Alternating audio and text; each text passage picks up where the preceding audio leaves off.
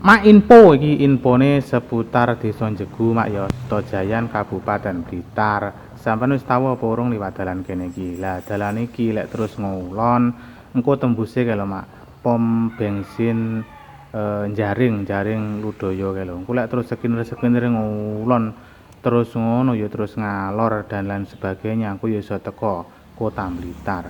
Aku tak arah sing rene ae ngono Mak ya. Lah kene iki masuk dusun Bonsari, Desa Jegu, Kecamatan Sutojayan, Kabupaten Blitar.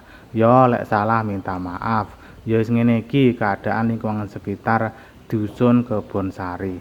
Aku yakin sampean kabeh lek mlebu-mlebu, mblasuk-mblasuk daerah kene iki urung tau, lek wong adoh urung tau. Mergane ya nyapar brene. Sing jelas sampean kabeh liwate mesti jalur utama kemang. Lah iki tak dudoi sampean jero-jerone dusun Kebonsari lho, Desa Jegu tak dudoi. Lek dusun Kebonsari kene sentral pakan Mak ya, sentral pakan Kolonjono iki lho, Kolonjono Suket Gajah wi. Dadeke sampean kewabeh lek ingon-ingon pakan ternak ya wedhus utawa sapi engko sampean lek golek pakan iso ning daerah Jegu kene. Dalan utama kae Mang. Wi sak ngulon akeh kiwa tengen ngono bakul Kolonjono akeh. Ya iki keadaane Dusun Kebonsari, Desa Jegu, Kecamatan Sutojayan, Kabupaten Blitar. Wah, jan ya sahdu iki. Ya rada melebar ke selatan Mak ya, rada melebar ngidul, tapi iki kidul iki wis entek iki. Kidul entek wis persawahan.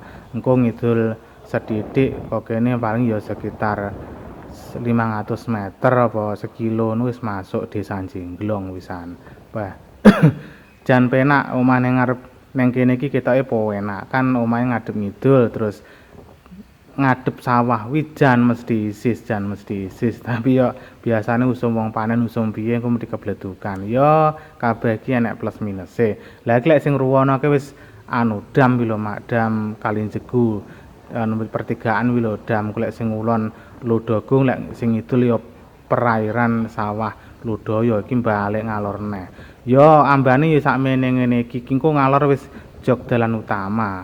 Dalan utama mujur ngulon arah apa jenenge lek ngulon ning Jaring Etan ku ya iso teko ngembul kono. Ya wis matur suwun sampean kabeh ndelok videoku santai entek, aja lali sing rung follow di-follow, sing rung subscribe di-subscribe ngono Mak ya. Aja lali dibuka apa jenenge keranjang bione lho, keranjang bione bukaan. Ya wis ngono Mak ya seputar Kebonsari Jegu Mak.